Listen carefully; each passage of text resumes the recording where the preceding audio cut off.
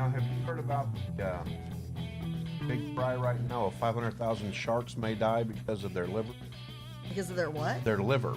Are they drinking during COVID too? No, their liver oil is used to make vaccines.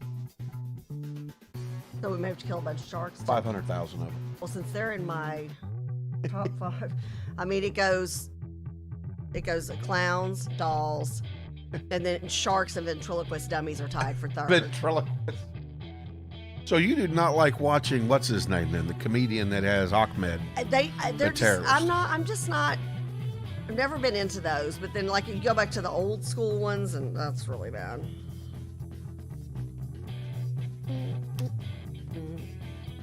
Back to the old.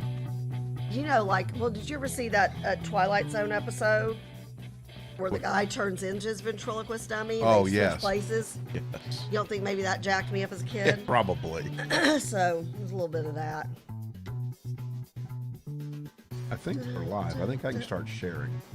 Yes, you can, because it just popped up on my little shebanger, so that means it should be. And it does take a minute, by the way. It does. Dr. D already up this morning? Okay, so Dr. Good had the same thing going on with hers. Yes. Yeah, it's weird. I can do it on my phone, but it's like whatever my last update was, it jacked me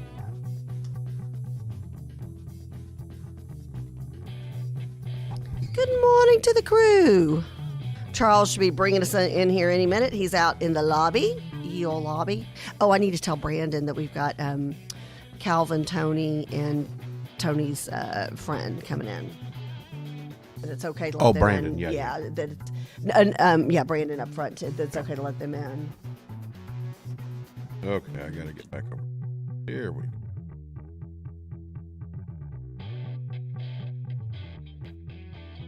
go. Kaboom, kaboom. Kaboom, kaboom, kaboom. Oh.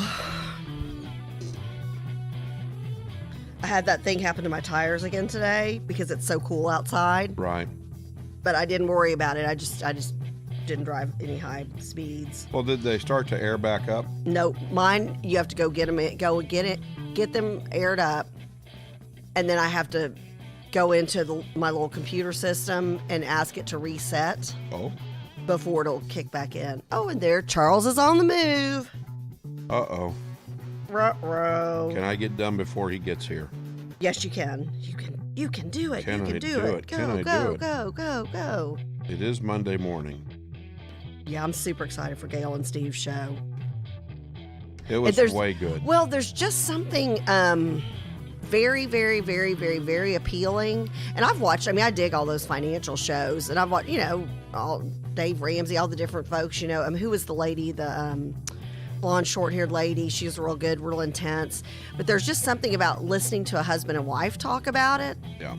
It's kind of like your parents giving you a lecture, but in a good way. Yep. I don't know. It just Very appealing. Very, very good.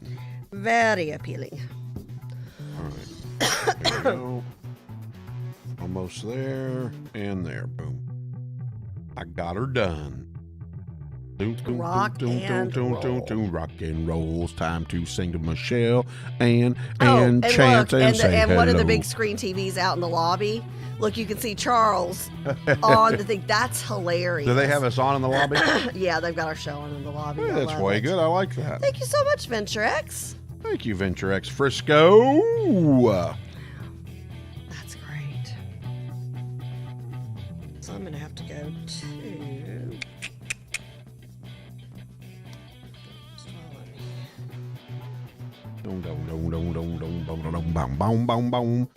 Big show with Dr. Clothier, then Dr. Michael Yes. Jones. So we're presidential talk. President medical talk, doom, boom, boom, charts. Wow, Also, we're gonna throw some of them in there. Doom, boom, boom, boom. Did you know that that the killer whales will go right after the liver of a shark? I mean, they go right. That's all they eat. They go and they know exactly where it's at. They go straight to it. Doesn't surprise me. And they extract it. Doesn't surprise me. Well, that's how they all survive in the wild. I mean, they know stuff. It's like their own penicillin or something. It's like a great look, white he's shark. holding it up. This is hilarious. He was holding that up. Watching itself. That's funny. Look, he's hilarious. Yeah, he was holding it up. He's looking at himself while he's doing it. That's funny. I think Charles is having too much fun with this gimbal. I think so. We might have to cut out the coffee making. Maybe just once a week do the coffee making. Yeah, I think that we've now gone into Dr. Clothier time. Hey, anybody who is I'm not saying is a delegate. 'Cause if you were a delegate or an alternate to the Republican Party of Texas State Convention, I got my link. This past summer, you are still an active delegate. Make sure you should have received a link on Friday from the RPT. If you did not, contact the RPT or your state Republican Executive Committee man or committee woman for your Senate district. 11:59 p.m. is the cutoff for voting for the platform and rules. Platform's 35 pages.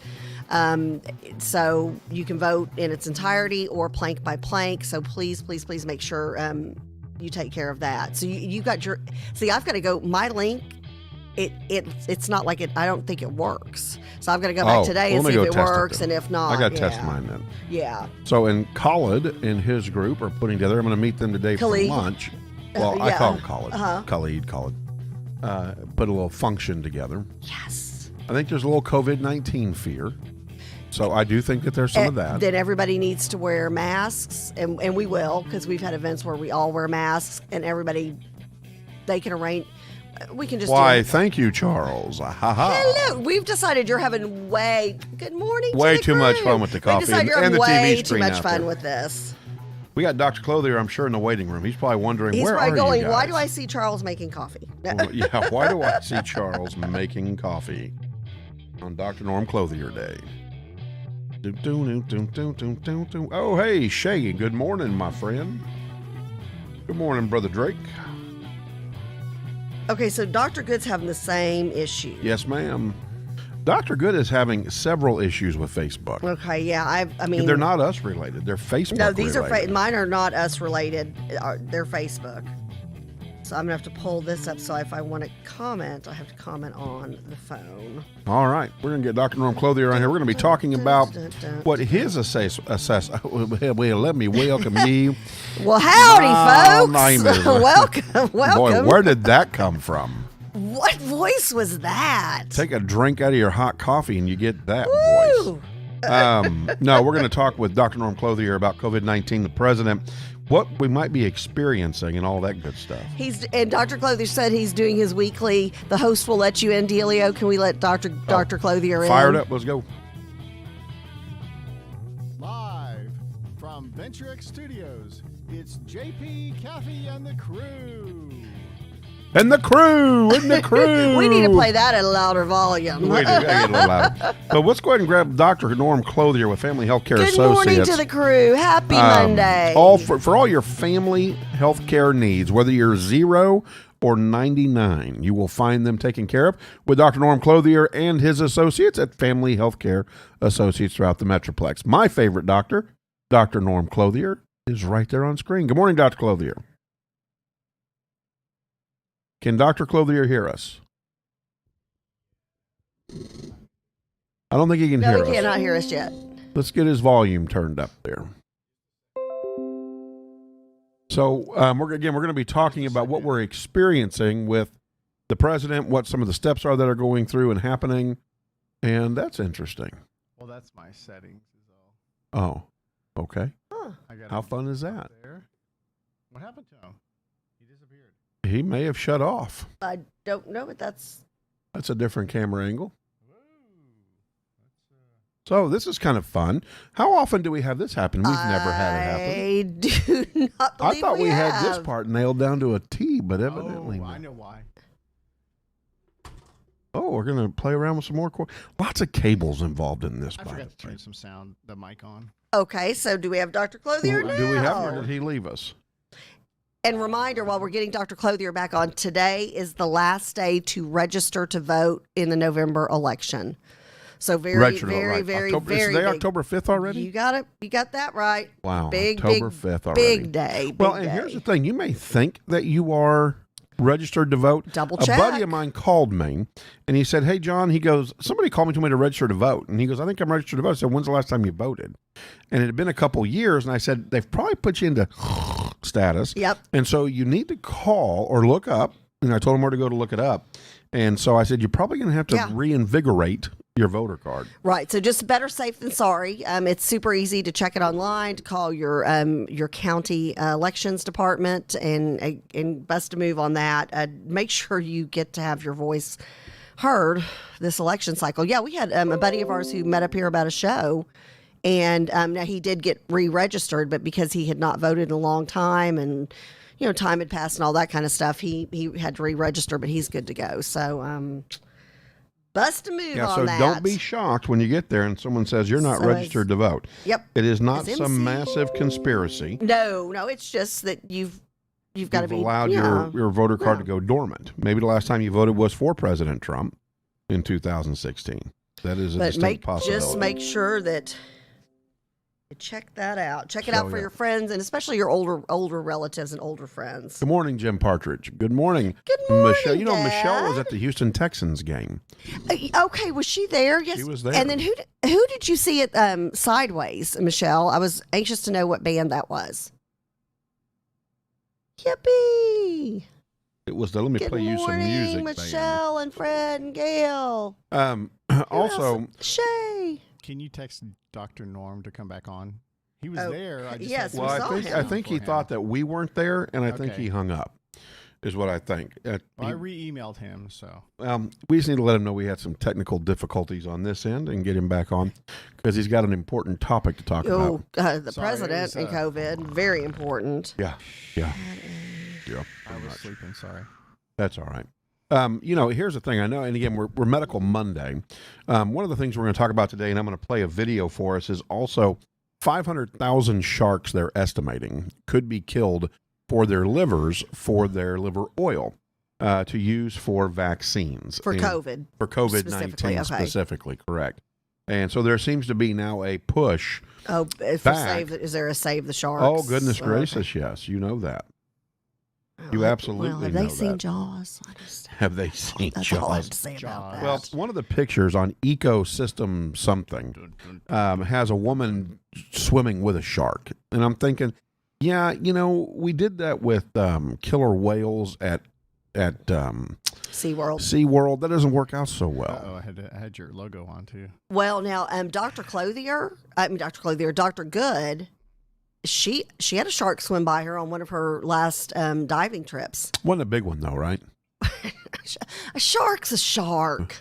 You're funny. I know. She warned me. She knows I've got a shark issue. She warned me. She's like, just be careful before you watch it. And I was glad I'd been warned, and there you go. I was like, nope, shut it down. I'm glad you had a good time, Dr. Good, but no thanks. Have we heard from Dr. Clothier yet? I sent him a text back to try the link, so... Now, he was there. He was there. We saw him. We just couldn't have him hear us. Well, and obviously what we're going to be talking about today is President Trump, and we just broke Friday morning on the show about the news about him and the First Lady, Melania Trump, testing positive for COVID-19. And since then, we've had a number of Republican United States senators who have tested positive. Of course, one of his aides has tested positive. He said he's trying, Charles, so...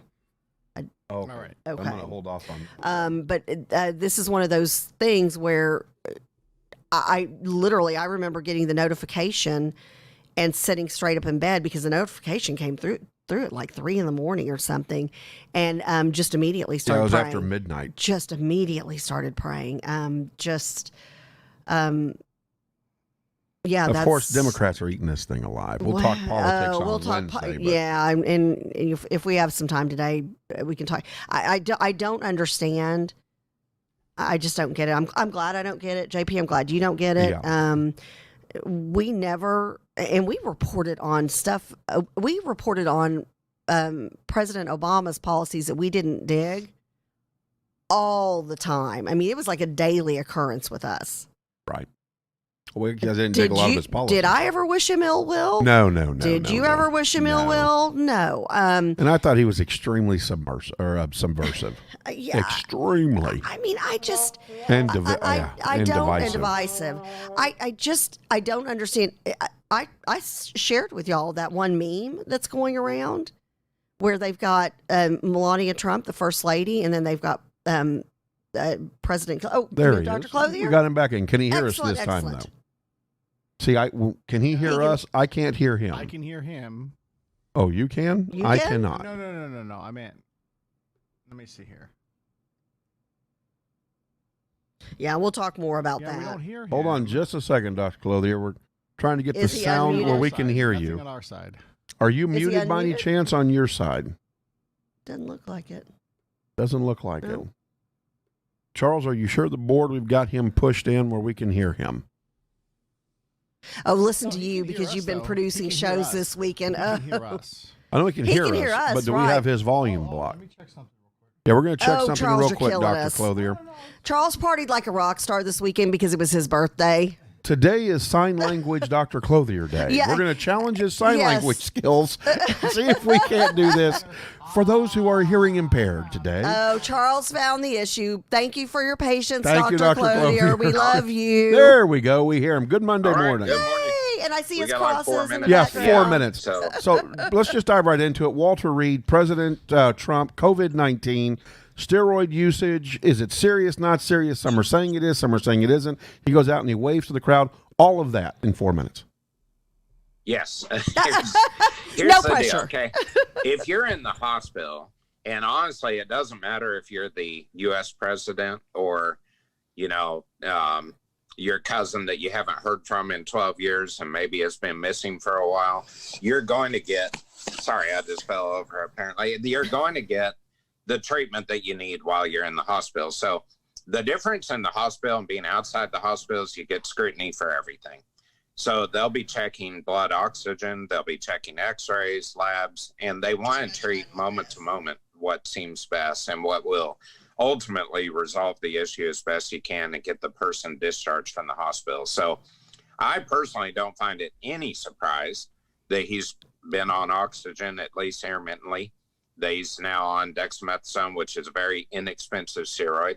I think there was some confusion because the doctors were commenting like, he's not on oxygen right now. And that was probably very true. I don't have any reason to doubt that, but he had been on oxygen apparently. And I think he was on low oxygen before he got to the hospital, which is fair. There's a medical clinic at the White House. And, if you're transported to a hospital, like on an ambulance, it's pretty standard deal to put oxygen on somebody. I mean, I don't find any of this surprising. What I think is probably true as anything is some of the doctors don't want to imply that they're over treating him because, they'll be criticized forever. Their reputation never be the same if they're trying to save President Trump, according to some groups, I think. And, but again, I think that would be true. If I got admitted to the hospital, I think I'd be treated that way. If you did, I think you'd be treated that way. And I think it's kind of unfair that we scrutinize that so completely. And the obvious reason is he's a world leader and we need to, make sure what his health status is. And we need to see if there needs to be a transfer of power to Vice President Pence, for instance, because, if he's getting ill or if he's intubated or whatever. You remember, at times people get a colonoscopy and they're sedated and there's a brief transfer of power during that sedation, for instance. So he's been obviously alert and able to manage his decisions this whole time, which obviously we'd all hope for in that circumstance. But I think this emphasizes that COVID's a serious and unpredictable virus. And I think there are people that, have gone from really healthy to really sick very quickly. And apparently he had a high fever. I had a little trouble tracking down the day, but I think it was on Friday they had the high fever. And, things can go very bad very quickly. And that's, of course, why he's in the hospital. Now, a real point of emphasis, I think, is he is not intubated. He's not short of breath. He just was running a little low on oxygen. In fact, I saw a pulse oximetry reading they reported was 94%. Generally speaking, 92% or more is normal. It's just that's getting to that low end. Right. So being proactive about that is also very fair. Well, that's a better safe than sorry moment. It's not, I think, below 90s when you've dipped dangerously low, but I think getting close to that 90, mark threshold. 92% or more is normal. Right. So, 91 would be low, 94 is normal. That's a fine line. But I think, do you prefer it to be at 98? Is that like ideal? Yeah, ordinarily, I'd say most adults run 97, 98%. Okay, that's good. It's really hard to be at 100. I mean, that's pretty rare finding. So, but, the key is you don't want to wait until somebody's in terrible crisis before you treat them, and especially when you're in the hospital checking everything all the time. I've often found, like, for instance, if you did a random pulse oximetry on everybody watching, listening right now, we'd probably find some people below 91%. Right. And some people are feeling fine at that. Some people have allergies, asthma, and maybe have mild symptoms, and maybe they're hovering at 92, 94%. But boy, if you're in the hospital and you see that reading, you do something about it. Absolutely. So I don't, you don't wait and say, let's wait till they're coding before we treat them because, this is a hospital, we can sit here. You would instead do everything you can to get that patient better and out of the hospital. So I think it's really an important issue to address, to realize that what you address is what you find. And that's, again, I would say his treatment sounds like it's very typical for any person I hear of who's in the hospital, or any person we would have dealt with back when I did hospital work, which I don't currently do. Well, and that's good to know because you've got the naysayers and the folks who are saying, oh, this is over treatment or this is under treatment, or they're making a joke out of this, or they're taking this too seriously, which again, the political part of it, unfortunately, that's what you're going to get into. But you're saying that this is all, everything seems kind of classic medical textbook treatment. I don't see anything odd at this point. And I believe if any one of the three of us were admitted, we'd have the same type of treatment going right now. I think that's just very clear. There's nothing odd about putting a low oxygen on someone who's running a low, who has a respiratory illness. And it's not invasive. That's standard of care. Yeah, exactly. And, it sounds like he received a couple of doses of Remdesivir, which also was suggested just in the last 10 days to be helpful. And we've suspected would be helpful all along. So nothing odd about that either. In fact, I actually just read this morning in the morning news that there are 99 people hospitalized in Collin County right now with COVID. I'm amazed still that we're keeping track of daily numbers, but I would suggest probably at least 90 of those 99 are on exactly the same treatment, and very likely 99 of them are. Right. It's a very common thing. Well, and I think that makes us feel better, as a nation. I think that makes us feel better to hear you say, hey, status quo. This is right. Absolutely. And I'm glad the nation is tuning in. They are. And this is your medical correspondent to the nation and the crew. I think too, if we had, if you're a family member of someone in the hospital, you're getting, updates pretty often. I think maybe a lot of people, more politically than just from the medical side, are not used to hearing medical updates either. And comments. And, I don't remember a medical update where there were a dozen doctors coming out other than a national figure or a celebrity. And that's just the nature of the press conference. If a member of Congress were in the hospital, if a governor of another state were in the hospital, which is also timely, I think that, we'd find very similar types of responses. Very good point. And I think it is really sad that it gets politicized. Illness is not political. I've felt all along that what all of our political leaders should do about the virus is prop a doctor out there and say, follow this advice. He or she will tell us what we should do. And then if it works, they can say, well, we picked the right doctor. And if it doesn't work, then they can say, well, this scumbag told you that. I didn't. And, that's kind of the nature of being in a medical position. You have life literally kind of in your hands, and you have to balance the right thing to do with the circumstance at hand, and everyone's a little individual or very individual, and so that treatment will vary a little bit based on the individual. Dr. Clothier, something that's come out of this from the president going in is the idea that, well, the president should be quarantined for 10 to 14 days. Doctors have now come out and said that was only for asymptomatic people, that they should quarantine, that 2 negative tests should release you and get you back into society. Have you heard that? Does that sound right? Yeah, the CDC guideline changed probably about the first week of August, actually. And if you have 2 negative tests after a positive, and you are symptom free, you then are considered to be no longer a carrier nor infected with the virus. And the difficulty for a lot of people, maybe the reason this word hasn't been out, is it's hard to get a couple of tests. And for a long time, when people would try to do their negative tests after an infection, they would do the tests and have to wait 7 to 10 days anyway. And so now that we're getting some more prompt testing, and obviously I think, members of national politics are going to get prompt testing. That's kind of the nature of it too.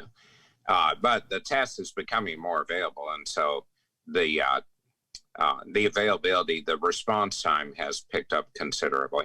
So if you have 2 negatives, your negative is what our current feeling is. Now, I do want to emphasize, because I hadn't said it yet today, we only have known about this virus for 10 and a half months. So it's very hard to know what the long-term antibody response is, the long-term negative rate. Will this be something where a virus is sitting in, say, the renal cortex and just pops out again at some point? We really don't know a lot of those factors. But I do feel that with the availability of more rapid testing, we'll have a much better handle on at least who's currently positive and who's currently negative. Yeah, I'll mention too that if anybody had made 300 million rapid tests 11 months ago so they'd be available before a virus was even identified, everyone would think they were nuts. And I think we have to realize that 10 months in, we're starting to get enough tests to go around, and the rapid tests and the better availability, because nobody knew about this even 11 months ago.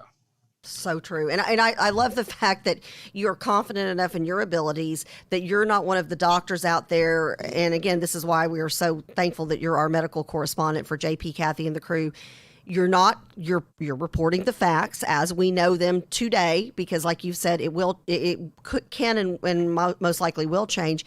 But you keep continuing to tell us, Dr. Clothier, we're not even at the 11-month mark. So we can't have all of the answers at this point. No, there's not a chance. I mean, what we often talk about, if you've ever known someone with cancer, and I'm sure you have, we often talk about the 6-month goal, the 1-year goal, the 3-year, 5-year, whatever.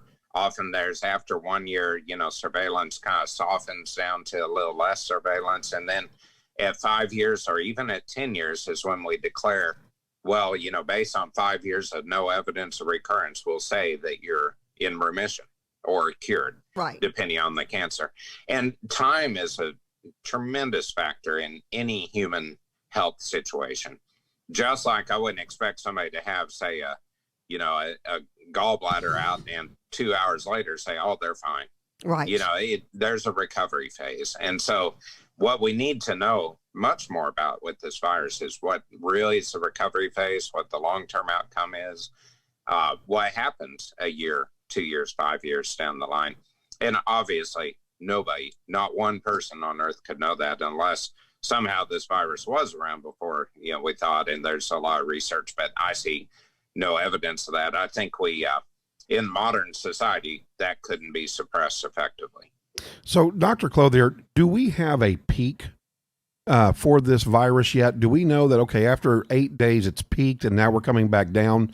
Kind of like when I got the flu, I'd gotten my flu shot, went and I saw you and you said, yeah, you know what, guess what? We did type A this year, you got type B, but it's going to help a little bit anyways. Right. And you should peak about 4 or 5 days. Do we know that yet about this virus? What do you mean by peak? Like you're at your worst? We're at your worst. Now it's time to start going down. Symptoms where you then get well. Right. That's a tough one to answer, because I think so far the bulk of the evidence is that there's about a 3-day period where you could be an asymptomatic shedder of the virus and spread it, not know it. That's what the masking's all about, is the spread, not the catching, but the not, giving it to someone else. And then there's a widely variable, I've had people positive for the virus who, by the time they got their test in, were fine. They were symptom free. Their symptoms were really big for a day or two, and that's it. Then there are those people who are in the hospital for 20 days, Right. and then there are those people who seem to still have symptoms after 60 days. And so I think so far we really don't know. And part of that is, some people get a myocardial infection or infection around the heart. Right. Some people have renal involvement. Some people have neurologic involvement. And, it's widely variable.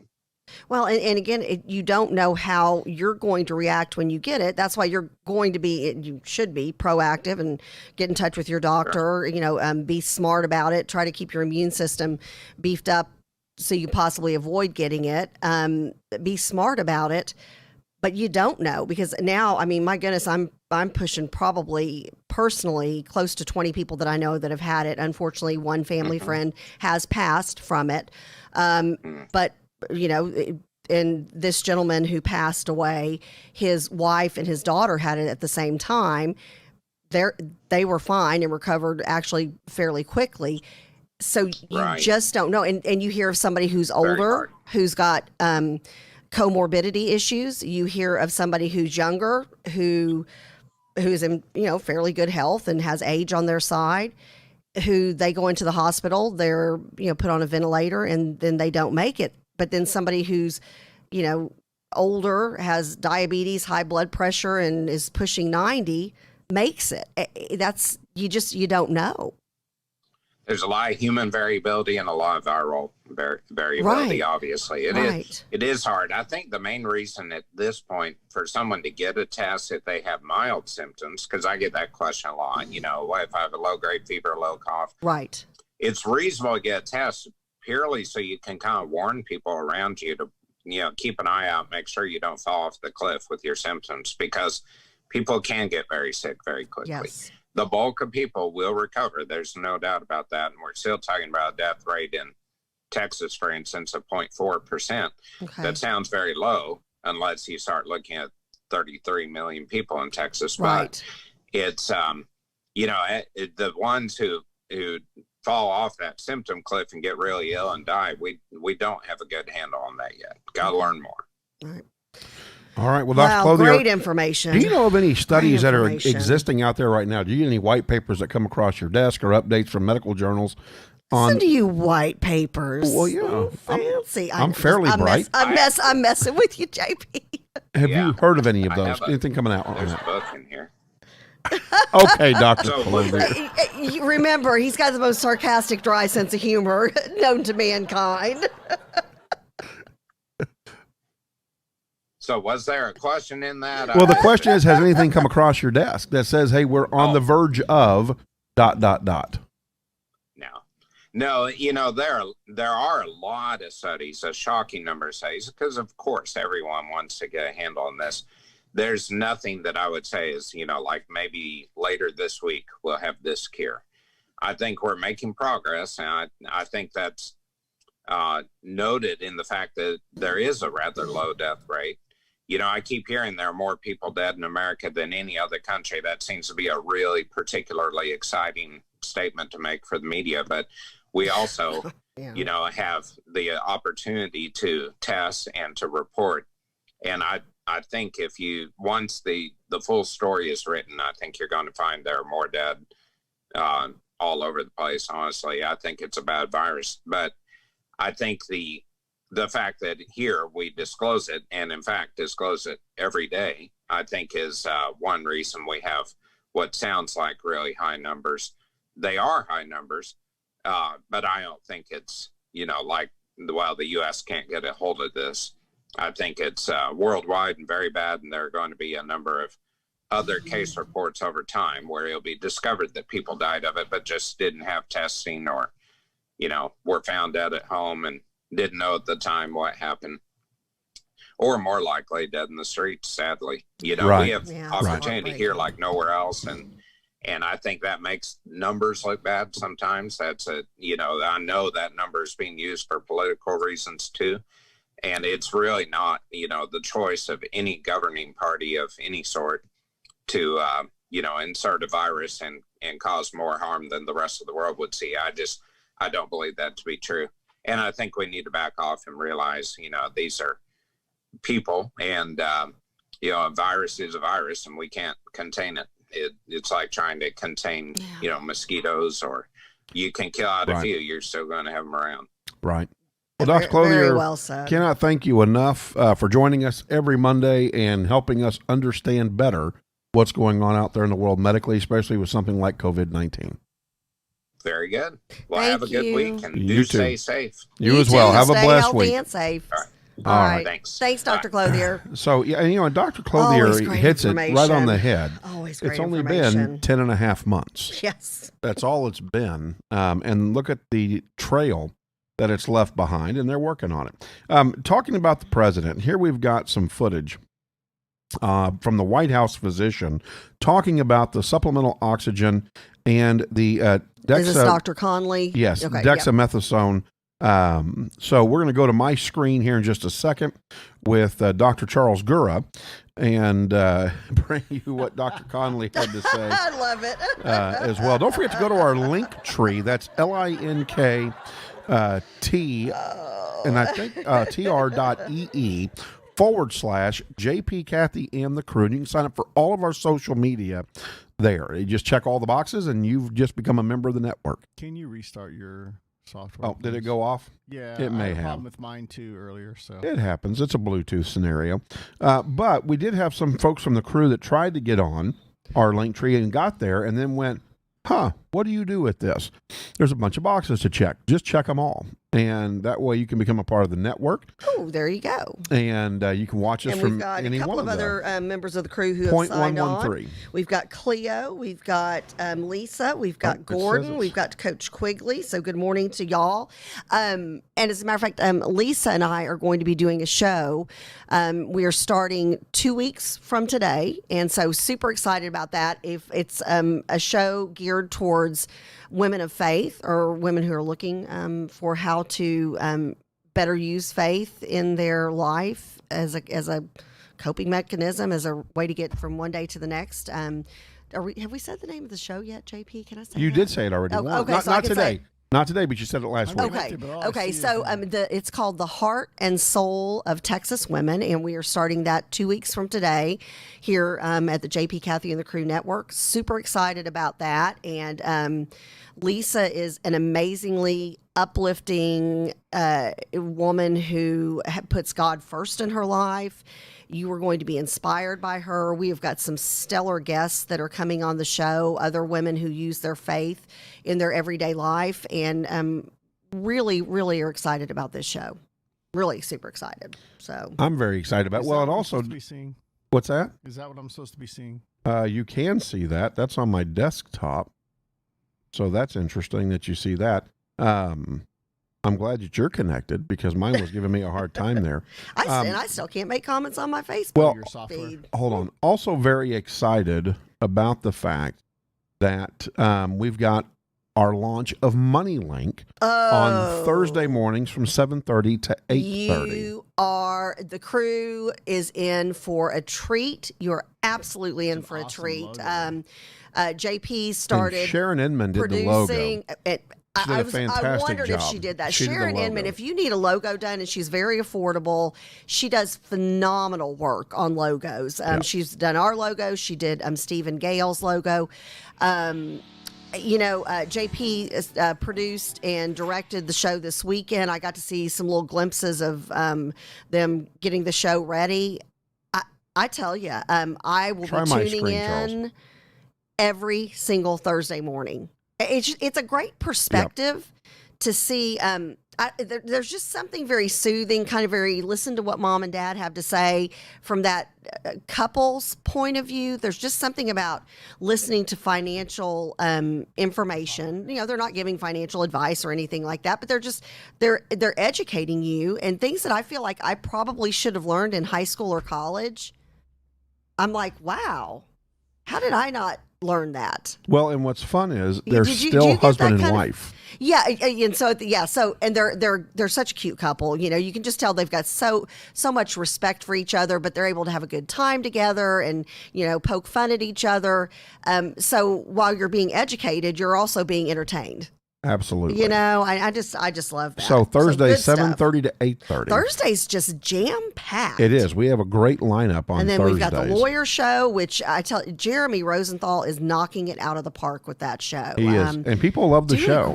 Doing a Had great some job. comments this weekend on the lawyer show. Love it. And then I've had several people who have told me, I hope I don't ever need a lawyer like Jeremy. But I've got his contact information in my hip pocket just in case. Do they handle tickets and things like that? He's criminal law, so he's criminal. He's a criminal running defense stop attorney. signs and all that kind of stuff, I don't know. I think we're on up the food chain with. I mean, it's very okay. serious. Something like even a DUI, but on up the. Okay. Yeah. So and he knows his stuff, and he again he's talking about the legal profession. But it's in an entertaining way. That's what I like about all of the different shows that we've got here. It's same with Dr. Good. I mean, my goodness, that woman will, forget more in 5 minutes than I'll ever know in my entire lifetime about education. But everybody who presents the information, they do it in such a way that it's, I don't know, JP, the term I'd be looking for is maybe user friendly. Like you don't feel like I don't feel like anybody's talking down to me. Right. I feel like I learned something on all of these shows, but I don't feel like somebody's saying, I can't believe you didn't know this before, kind of a deal. Right.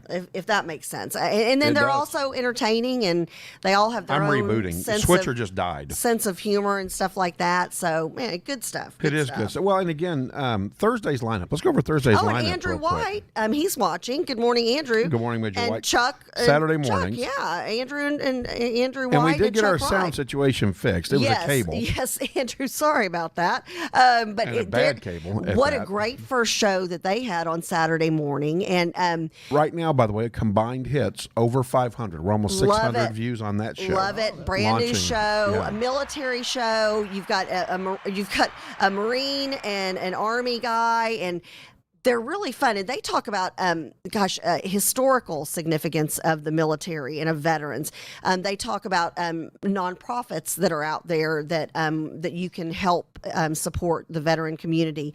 They're going to be doing book reviews, military book reviews, military movie reviews, just on and on. They're going to be talking about service organizations for veterans every week. So, and also do a little football talk. So they do a little military football talk, but then following that, stuff. We're in the talks right now, and even bringing in an ESPN guy to Florida, maybe a college football review at 9:00 on Saturday morning. Yeah, so we're stay tuned for excited, really excited. And got the Veterans Day coming up too. Well, that's right, yes, huge. So amen. if you're a member of the crew, we need you to take off a part of the day on November the 11th.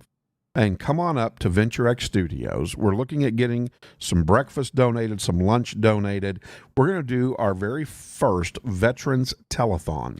And we're going to ask you to dial for dollars for us.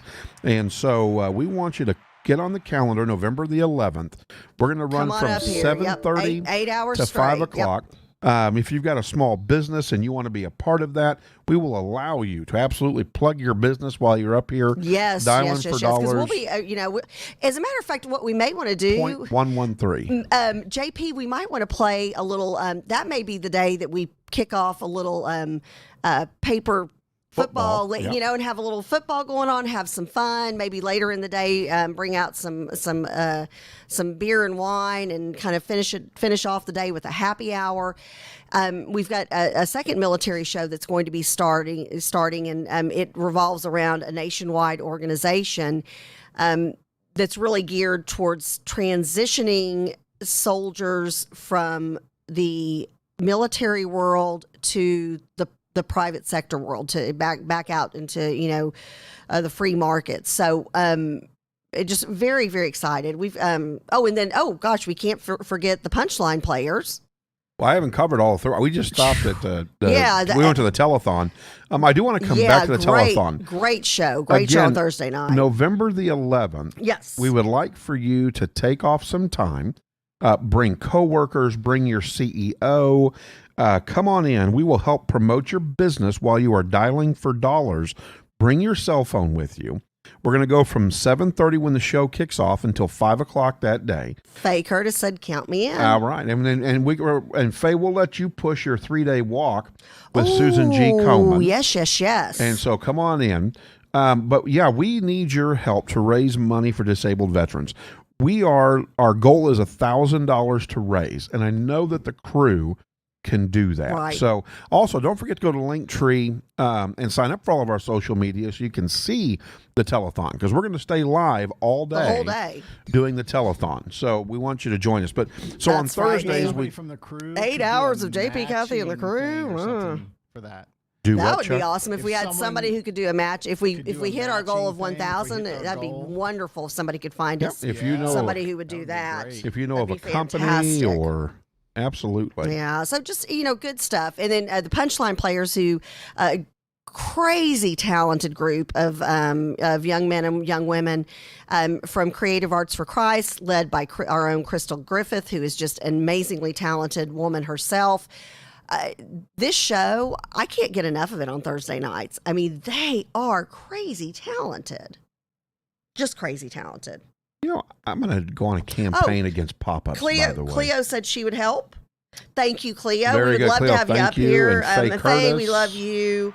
This is just such good stuff. Getting all kinds of likes and all kinds of hearts and thumbs up and all that good stuff.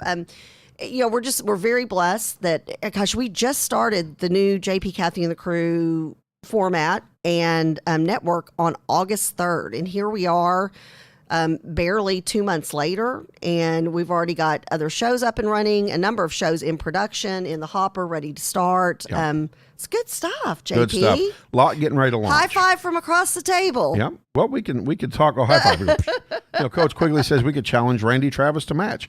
Maybe we can get Mary and Randy to come up and dial some dollars for veterans. Yes, that would be great. That would be awesome. That would be awesome. All right. So, November the 11th. Take some time off during the day. Come in and join us at JP, Kathy, and the Crew. Promote your business. If you know a business that wants to match the dollars that we raise for disabled American veterans, please let us know. We'd love to be a part of that. So, definitely. All right, we are geared up now. This is Navy Commander Sean Conley. This is the White House physician. Chuck, you've got my screen. Good. Here we go. This is what he had to say about President Trump giving him oxygen and all of that. This is going to go about the same pace as what Dr. Clothier had to say. He's not received any at all? He's not needed any this morning today at all. That's right. Has he ever been on supplemental oxygen? Right now he is not on I understand. oxygen. I know you keep saying That's right now, but should we read into the fact that he had been previously? Yesterday and today he was not on oxygen. So he has not been on it during his COVID treatment? He's not on oxygen right now. I'm going to try to pin you down one more time. I know you said there was no oxygen yesterday. Yeah, he's not on oxygen but did he receive today. Did he receive any on Thursday? And what's today? Saturday? Saturday. No, Thursday. Okay, so no Thursday, no Friday, no Saturday. That's fine. So that was why we were confused. Thursday, no oxygen, none at this moment. Yeah, and yesterday with the team, while we were all here, he was not on oxygen. Late Friday morning, when I returned to the bedside, the President had a high fever, and his oxygen saturation was transiently dipping below 94%. Given these two developments, I was concerned for possible rapid progression of the illness. I recommended the President we try some supplemental oxygen, see how he'd respond.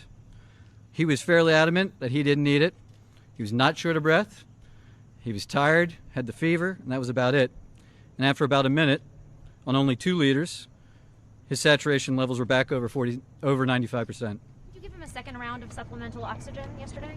I'd have to check with the nursing staff. I don't think that if he did, it was very, very limited. But he's not on oxygen, and the only oxygen that I ordered or that we provided was that Friday morning initially. Why were you Lungs. so Are there any reluctant until obesities? Is there today anything? to disclose that the president had been administered oxygen? It's a good question. Thank you. I was trying to reflect the upbeat attitude that the team, the president, that his course of illness has had. I didn't want to give any information that might steer the course of illness in another direction, and in doing so, it came off that we were trying to hide something, which wasn't necessarily true. So here I have it. He is the fact of the matter is that he's doing really well. That he is responding, and as the team said, if everything continues to go well, we're going to start discharge planning back to the White House. That's it. Thank you, folks. All right, so there you have it. Here's I love this. This is President Trump out and about saying hi to all of the people that have come out there to pray for him and support him. There you see him. I know you wanted to see this, Kathy, so I geared this up right behind it. Thank you so much. And he looks good. He's waving. Nobody was put in danger. The doctors gave him permission to do this. What's funny is the people that are upset about it is the White House press corps. And it's like, oh, yeah. So guess what? Guess who gets my first Kiss My Butt award today? That would be the White House We're starting press off corps. on a Monday with the KMB. We are. So you and get then, the old Kiss Charles, My if you'll get Butt. ready, because I've got a picture to share in just a second, but let's keep talking about this for a little while. I think this is phenomenal. Yeah, and look at all the supporters and and tell us why the press gets your because award. they are upset that he went out there and didn't tell them. That's what's funny about it. This isn't about them. It's about the people out there. That's what makes me crazy. This is not about the press. This is not about the media. When did the media and the press become these big celebrities and it's all about me and look at me? This is about those supporters who, some of these people have been out there since the second the president was admitted into Walter Reed Hospital. He provided pizza for them and chocolates. And then there, of course, some of the press, and you and I were going back and forth. I was like, I love the president and they can kiss my booty. There you go. I said it. You got the KMB too. I know. Oh gosh, and I have to be mad when I start throwing that out there. But they were. Oh, and I can't believe he got out of the hospital and drove around. Well, first of all, he's been working the entire time he's been in the hospital, and God bless him for that. I liken that to when you're a parent and you're sick, but your kids need you and your kids need to know that you're going to be okay. And I, as a mom, many a times, oh my goodness, I would have just gotten finished throwing up and just, sicker than a dog. And my kids needed me for something and I was there and they would have never known I was sick. Because that's what your kids need from you. And the president loves this country and he loves the good people here in America so much that I think he wanted to go out there and show these people who had been out there praying for him and, just rallying around him and the first lady. I think he just wanted to go out there, and it's kind of like that you do as a parent for your kids. Hey, I'm okay, and I appreciate you, and I love you, and we're going to be back on track real soon. I just didn't see anything wrong with it. I thought that was a very touching moment that shows how much this president loves our country. Well, and here's the thing, and there's some people that say, hey, I wish you'd have stayed in and rested, which is not a criticism. It's more of a concern because we don't want to lose him. But his doctors felt that he was good enough. I mean, who am I to question these doctors at Walter Reed? I mean, Walter Reed. They're the best of the best. They are JP. the best of the best. And so. And you think they're like you're going to be the doctor at Walter Reed that lets the president risk his life? Right. So, I mean, who knows? I mean, and it can go both ways. But I think that he showed I think he went out to answer a lot of questions of, oh, my goodness, is the president okay? Right. And I think he answered those. He wore a mask the entire time. And, if he was having true oxygen problems, the doctors would not have allowed him to go out wearing that mask like that because it makes it harder to breathe. Exactly. And so, we'll see. He'll be back. He'll be back in the saddle, and we'll be getting ready to go. And he really never got off the saddle. And, I've changed my mind, Charles. I don't want to show this picture. I'm going to describe it, though, because I don't want to put this out there. There's a picture, and I saw it. Oh, on, is this the one you shared yesterday? Yes. Well, I was like Sid wait, Miller. Well, Yeah. Sid Miller, who is our agriculture commissioner, Right, and a great friend of guy. mine. Yeah, dear, just a good man. Here in the state of Texas, and he posted a picture, and he basically said. This is an example of the sick, disgusting, depraved hatred being sown on the internet. May God have mercy upon your souls. The picture that he put out there, and I don't even like to describe it, but it's a picture of, and at first when you look at it, it's President Bush, and he's got his arm around Laura Bush, his wife, and around Hillary Clinton. Then Bill Clinton's behind Hillary with his head kind of popping in between Bill and between President Bush and his wife. Then you've got President Obama, and you've got Michelle Obama, and then you've got Melania Trump, and it looks like they're all three locked up, arm in arm. And at first I was like, that's an odd picture, and that looks like And some they all have photoshopping. smiles. And they're, yes, good point, Charles. They're all grinning ear to ear like these are big, happy smiles. And then you look down and you're like, are they at a table or what are they at? Well, no, there is a picture of what looks to be President Trump in a casket. And then there's, flowers on either side. One has the presidential seal on it. And I thought, what an angry, just heartless person. How bad does your life have to be? How angry of a person? How horrific of a person do you have to be? How inhumane to even put that out, to come up with that concept and then put it out there. And there are things like that have floated all weekend all over social media. And that's when it gets back to JP, and you and I have talked about this for years, the fact that this country has lost its humanity, and we've got to get it back. And that's not the way to do it. No. I don't have to agree with you. I can disagree with you vehemently. Goodness gracious me, oh my, Nancy Pelosi. Could we disagree with that woman on anything any more than we do, JP? No, but I want to push that to Wednesday because I got a lot of Nancy Pelosi stuff. Well, but I got a lot of kiss my butts coming out on Wednesday. Just to let you know. And I'm all about you giving her the KMB award from the JP. But have we ever said, I would just wish she would die? No. Good Lord, no. That's somebody's no. somebody's sister, mother, daughter, cousin, family member, friend. You don't wish people ill. Right. No. Talking about ill, back to COVID-19 for just a minute. So, big concern about sharks.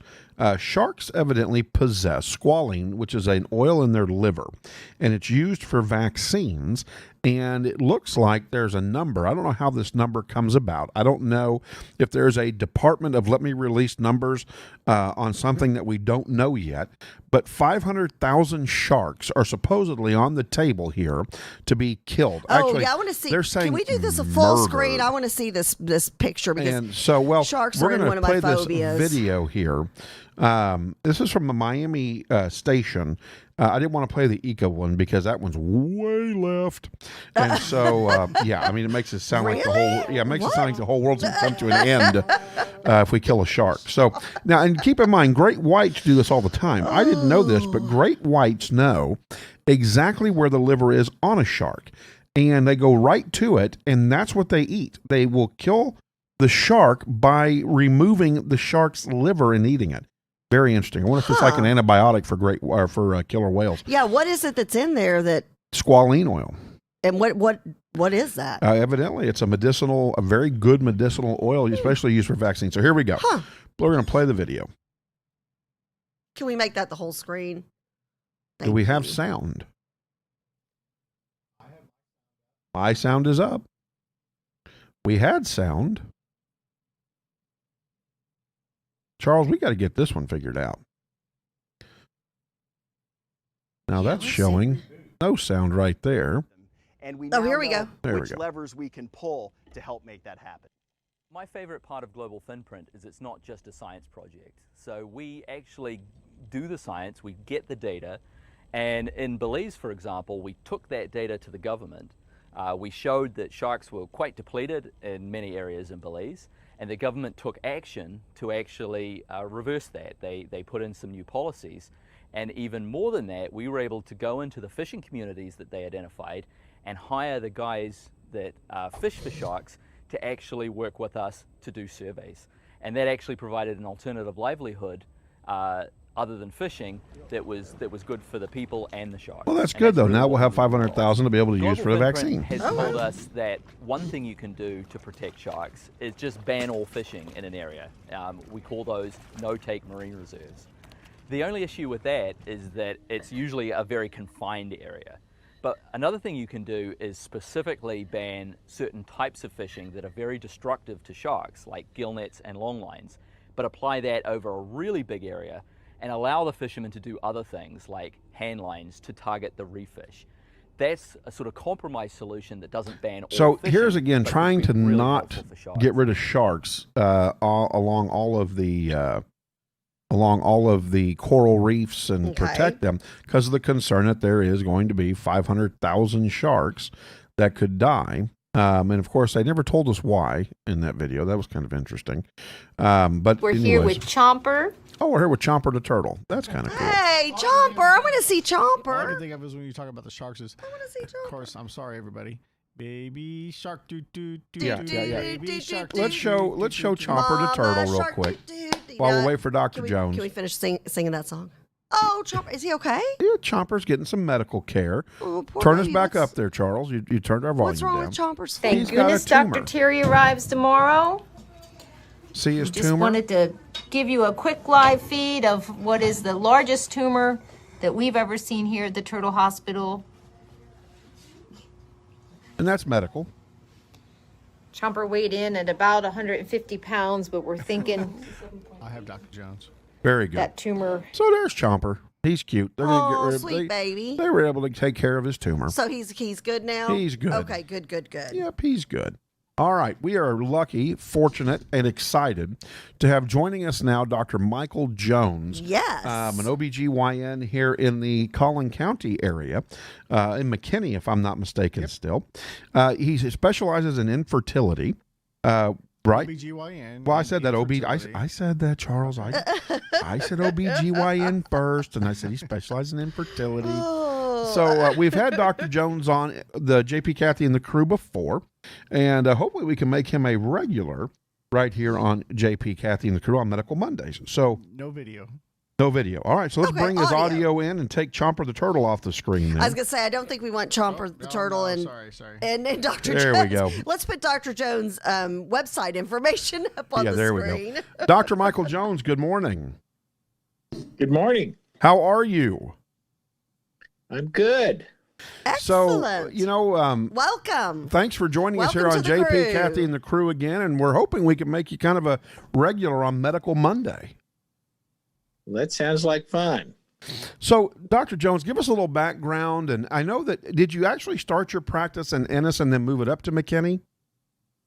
That's right. I practiced in Ennis for about 25 years, doing a regular OB-GYN practice, and then I moved to McKinney about 5 years ago. And been here since. So, Dr. Jones, do you deliver babies? And how many have you delivered? I've always thought that was cool. I do deliver babies, and I don't know how many. That would drive people crazy trying to figure that out. But it's been lots, more than 100. More than 1,000 for sure. Wow. For sure. Now, here's the big question: did Debbie let you deliver any of your own kids? No, I wasn't through medical school when my kids were delivered. Well, actually, I was when my youngest was delivered, but no. So you got to be just a dad and a husband at that point. That's right. What advice would you give young couples that are starting to think about making and building a family? Well, I guess you just want to make sure that the relationship's secure. I would advise getting married first. I think that there's two things. It gives the mom the security that she has a somebody that she can depend on to help raise the children.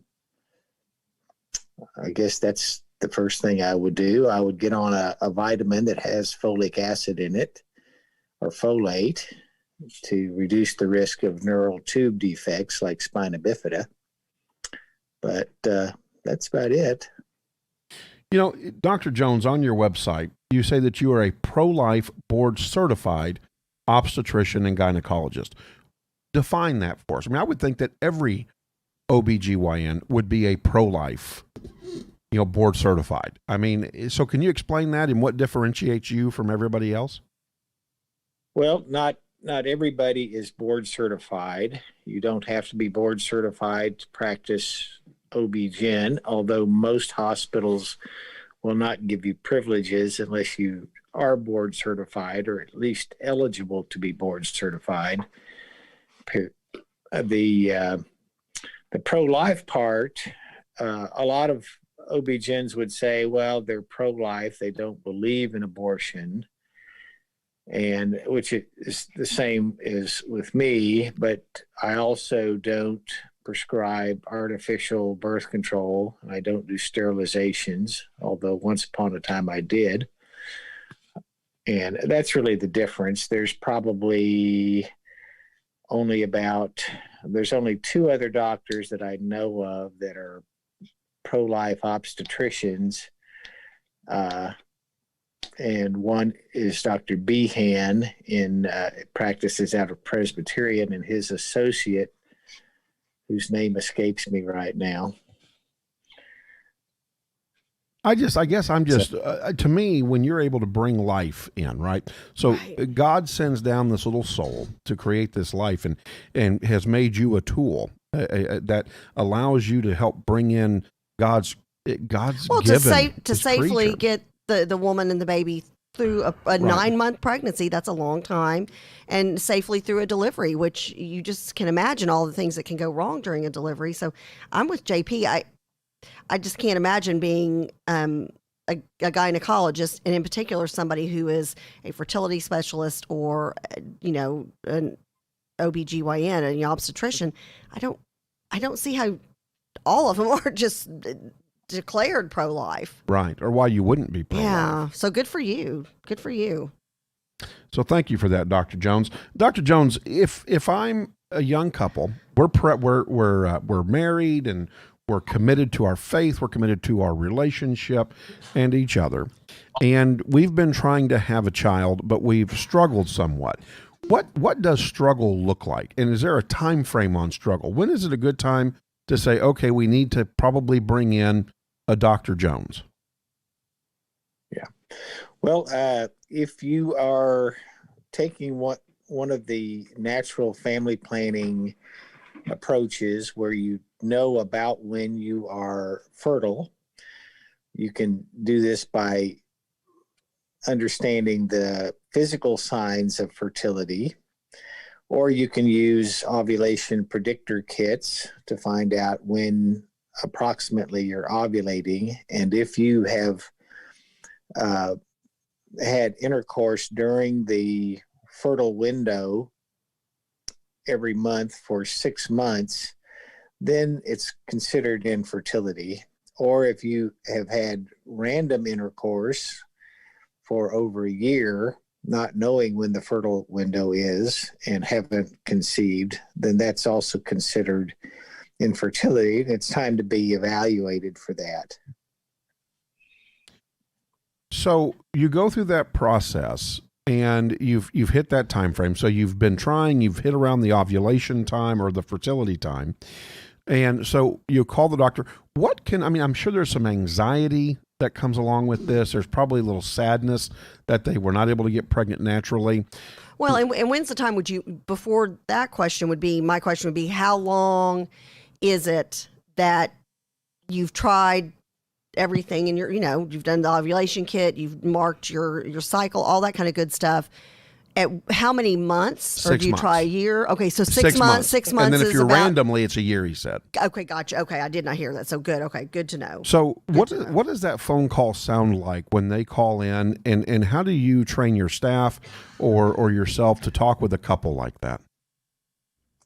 We just arrange for an appointment so that we can discuss all the factors involved in infertility and begin a detailed workup of the possible causes of infertility. We usually can find out why they are having trouble conceiving in probably 99% of the cases. And most of those are amenable to fairly simple treatments. What do some of those treatments look like? Just an idea. Well, some women are not ovulating regularly, and probably polycystic ovary syndrome is the most common cause. We can evaluate that with blood tests and sometimes an ultrasound. And there are medications that can stimulate ovulation for them and are successful, anywhere from 30 to 70% of the time. And if that isn't successful, then what we recommend is a wedge resection of the ovaries in that case, and that just resets the ovulation process that starts in the brain and goes to the pituitary, and then the pituitary signals the ovary to ovulate. That's successful about 80% of the time with people with PCOS. And there are many other things. Some women will ovulate, but do it before the follicle has reached a mature size, and that usually does not result in pregnancy. And some women will ovulate, or rather will make a mature follicle, but the follicle doesn't rupture. We call that a luteinized unruptured follicle. And that's pretty easy to treat. Both of those conditions are easy to treat with medication. And then we look at the hormonal environment after ovulation. Are they making enough progesterone or estradiol to prepare the uterine lining for implantation? And that is also easy to treat. What a lot of women with infertility have is they have things like endometriosis. About 70% will have endometriosis, and we go in surgically and remove the endometriosis, and that removes the inflammatory process of the pelvis that is also a big factor in preventing pregnancy. And then, of course, we also send the male's semen for analysis, because there are a lot of times where there are correctable problems with semen production that may be the cause of their infertility. Most couples have more than one thing going on that is preventing them from conceiving. So let me ask you this. How important is diet to the proteins, and I'm going to call them proteins, correct me because I am not a doctor. Nor do you play one on TV. I don't. I could, though. That go into a male semen. Because I'm glad you brought men up, because men are a part of that. It's not, it's not, well, you can't get pregnant. It's, well, maybe you can't, dude. And so what kind of foods do you recommend that couples eat nutritionally? Like a diet or to help supplements besides the folic acid, obviously. Right. Well, for women, we recommend a paleo diet because the standard American diet with heavy emphasis on grains and dairy are considered an inflammatory diet, and so we want to decrease the inflammation in the body, and a paleo diet is the best way to do that. And paleo diet is simply a diet that is devoid of grains. Grains came along late in the history of mankind. Prior to that, we ate just what we could find or kill, and grains came along later. And grains have things in them called lectins, which tend to cause inflammation in the gut. So that's not good. Yeah, we don't want inflammation of the gut. What about That doesn't sound good for people who are older like me who've already had their kids. Right. What about foods for men? I mean, and how long does it take for a man to produce semen? Well, men are producing semen all the time. I don't remember what the time frame is from the beginning of sperm production till it's actually in the ejaculate. But as far as diet for men, I'm not sure of a specific diet for men, but things that are really important for sperm production is avoiding alcohol and tobacco. They can influence sperm production tremendously. And then the other thing is if a man is taking testosterone because they've gone to a clinic and determined that they need some testosterone, if you're not taking testosterone prescribed by an infertility or a fertility urologist that are correcting a testosterone problem, then excess testosterone will completely kill sperm production. And that's not good if you're trying to get pregnant. So so if you're out there, gentlemen, and you're hearing this and you're on a clinical, not a, what did you say again, Dr. Jones, a urologist that is more geared towards fertility? That treats infertile men, and the urologist is prescribing testosterone because there's an actual testosterone deficit that's affecting sperm production, then you can improve sperm production with the right amount of testosterone.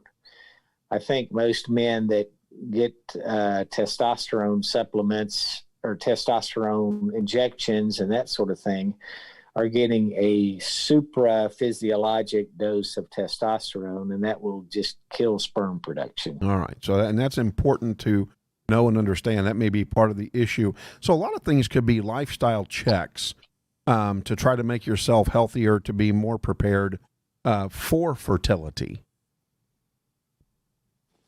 That's right. Now, how about this? You've heard the old saying. I think this was a wives' tale. If you sit on a bag of peas, frozen peas, then you are probably better. Your semen is probably going to be better. And you're going to be very cold. Yeah. Well, but I mean, is that old wives' tale true, Dr. Jones? I have never heard of that. So I'm thinking no. Well, that was not in his medical class. I would think sitting on a bag of peas would inhibit performance in a number of ways. But well, you could make split pea soup, I guess, if you're not careful. Yeah. So, but in all seriousness, I've heard that heat can kill semen. Is that right or no?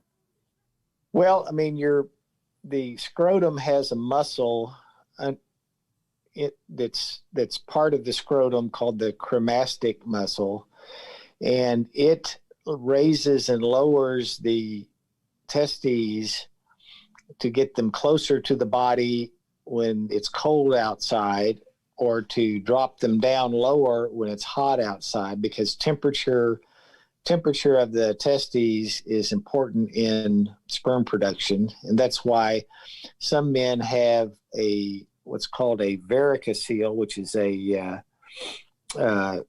enlarged vein in the scrotum that produces too much heat for the sperm, and so sometimes surgery for that type of condition will affect sperm production. Wow, so there's not only surgeries. So I mean, this is fascinating. There's not only surgeries for women, but there's surgeries for men. There's diet tips and tricks for both men and women, and then also medication. When you were speaking of like a fertility treatment, is Clomid, is that one of the ones that was used, or is that still used? Did I get that name? It's still used for both men and women. Oh, for men too. Wow. Okay. Oddly enough, Clomid Clomid can affect or can help with male sperm production. Oh, wow. If you have certain conditions. Interesting. So both testosterone and estradiol are involved in both female and male normal functioning, but in different amounts and for different reasons. Gotcha. Well, wow. Thank you so much, Dr. Jones, for all of the intel and information. Well, we would love to be able to get you on each Monday to talk about fertility, good practices to try to stay fertile, talk about the different things that you're doing, the NAPRO technology, for example, or the plasma or the platelet rich plasma that you're doing. So we would love to have you on again next Monday at 8:30. Are you available, Dr. Jones? I'll be happy to be there. All right. Fantastic. Thanks, Dr. Jones. Dr. Michael Jones, thank you so much. Please tell Debbie I said hello. I will. All right. That's Dr. Michael Jones out of McKinney. We've got his website up and tons of fun information. If you're having issues getting pregnant or you're thinking about getting pregnant, I think he would be a good doctor to go to. It sounds like he's extremely knowledgeable with all of this. Fertility. Well, what I love about Dr. Jones. But there's a lot of doctors that specialize in infertility. Right.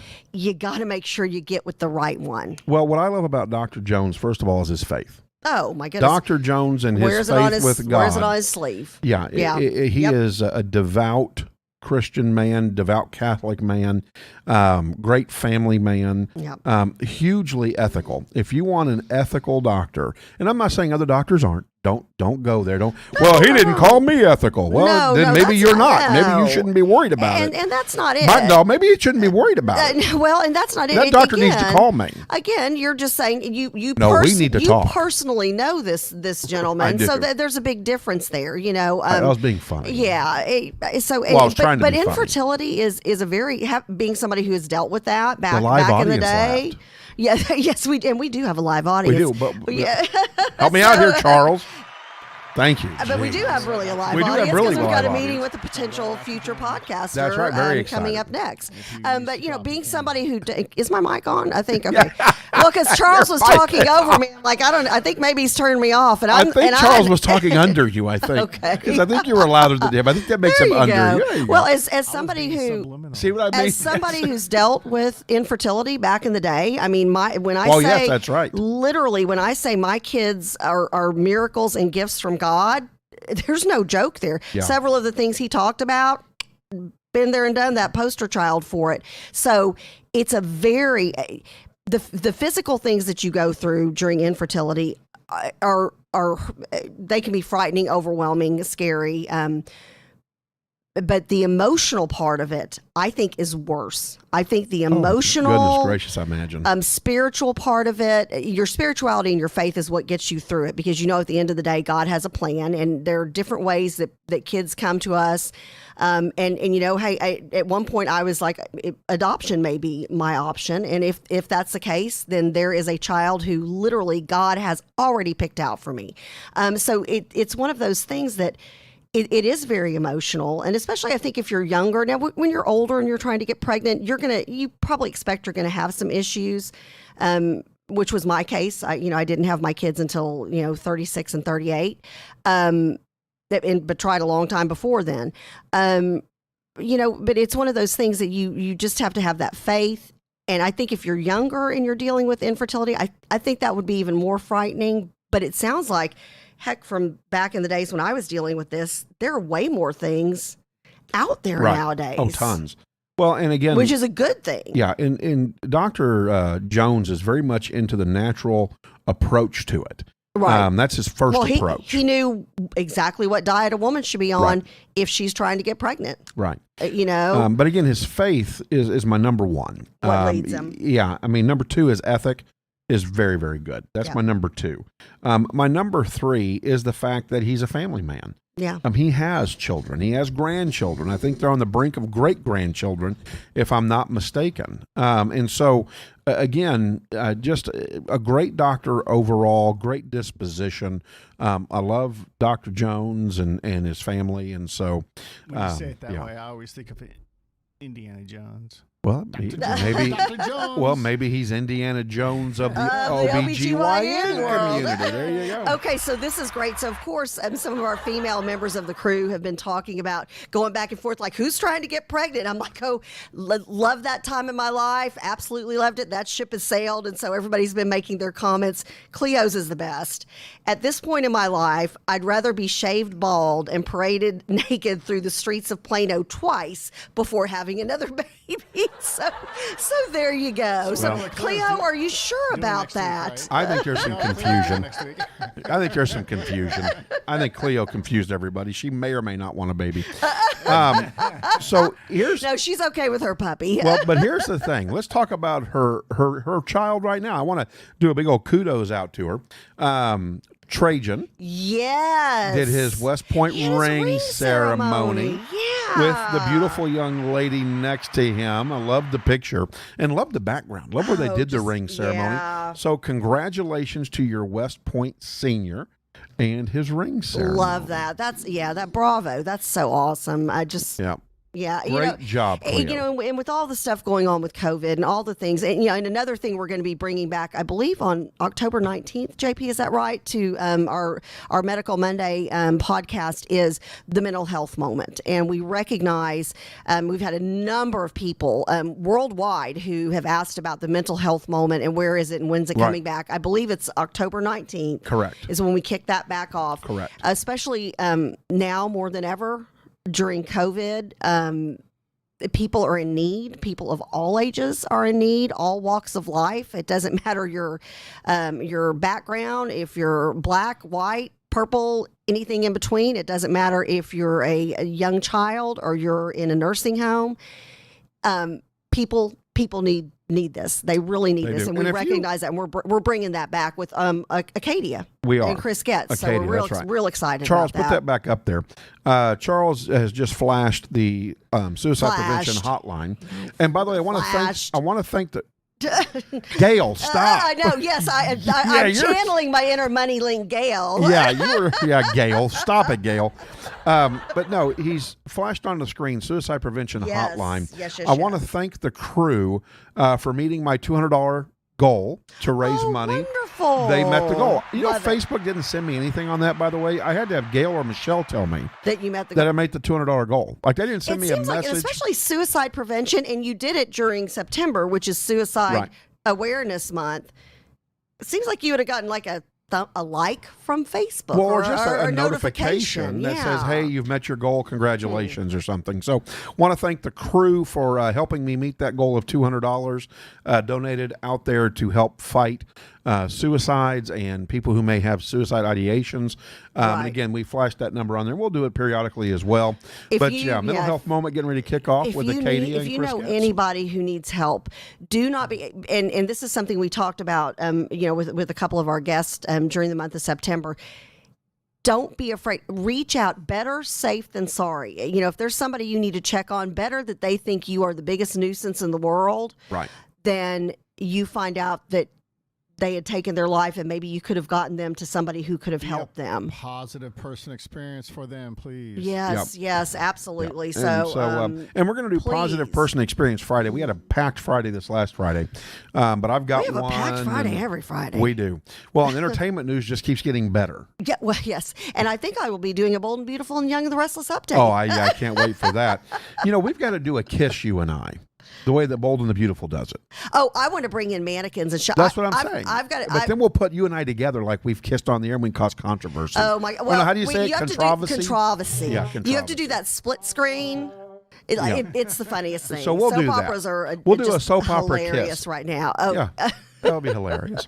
All right, lots of controversy. We're a mess. We are a mess. Tune in Wednesday for more of a mess, but don't forget to catch our lineup. And our website will be released soon. Yes, yeah. Our website's almost live. Yeah, we can't go live yet, though. We can't talk about it yet. Because Kathy, the former teacher, has to check grammatical don't errors. forget to check for Chuck's Fingers doing this because he does this. Are I you know pointing he towards hashtag it? JPK crew. Point down to the Do we point down or do you point Yeah, down? and go to Linktree. Oh, he's going to point. I'm not pointing. Linktree. Yeah, now he's got his middle finger going. What is he what are doing? you doing? You're a nice Catholic boy. Oh what are you doing? gosh. What are we doing here?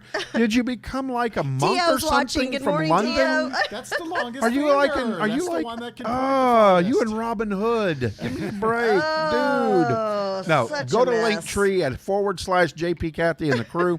Sign up for all of our social media platforms. Our YouTube is growing. And our YouTube is growing. 158 followers. I know. I would love by We our need more. telethon for the veterans on Veterans Day, our 8-hour telethon. I would love by subscribe on November YouTube. 11th for us to be up to 200 subscribers on we YouTube. could also make that an exclusive live stream the entire day on YouTube. Oh, can we do that? Maybe. Well, we can. We We'll can. We'll talk. it. We We'll talk see. about that. We'll talk about that. And Okay. see. I don't know that I'm particularly excited about that. Obviously, I don't get included in the technical Well, no, decisions, this which just is happened. rightly so. No, this just happened. Oh, well, I shouldn't be included in the technical discussions This anyway. just happened. The engineer became a co-host somehow. This just all happened. I'm not sure how this happened. If he's going to do this, we got to get a camera on him because people want to know what Chuck looks like. We are just a mess. We're just a mess. And stop with the middle finger from now on. He doesn't mean that. He's I'm gonna- not. Yeah, he's, I'm going to call your mother. yeah. He And knows you know your I know mom. your mother. He's got her on speed I dial. do have her on speed Hey, dial. we do ask the crew to please continue to pray for the president and the first lady and all of those who are being impacted by COVID-19 currently. And also Leon Chastain Yes, from Leon, Venture a dear X. friend of ours. Pray Yes, for him so as yeah, well. pray for him as well. So, And 307 first pitch for the Houston Astros. There you go, coach. oh wait, what? Houston Astros Oh, Division okay. Series. Can't wait till sports on Friday. I know, me neither. Because we do have some cowboy talk to talk Yeah, about. but we're not talking about where's the the Longhorns. I got to do this. Oh my wah. gosh! How did we lose to TC Are who? are you not wearing? TC Are you going to wear who? your hat on Friday when you talk? Maybe upside down or inside out. I'm disappointed. Maybe backwards? Maybe. Oh my gosh! I'm disappointed. Crazy. Yeah, TC who? Horned who? Yeah, not the horns. That's for darn sure. Have a good blessed day, everybody. Love We'll see you on y'all. Wednesday. Happy Monday to the crew. Have a blessed day. Just another manic Monday. Oh, don't. Oh, they're going to cut us off. Facebook's going to cut. Don't sing it. Don't sing it? Yeah, Even Facebook two will cut words? us off. You think they actually recognize I my don't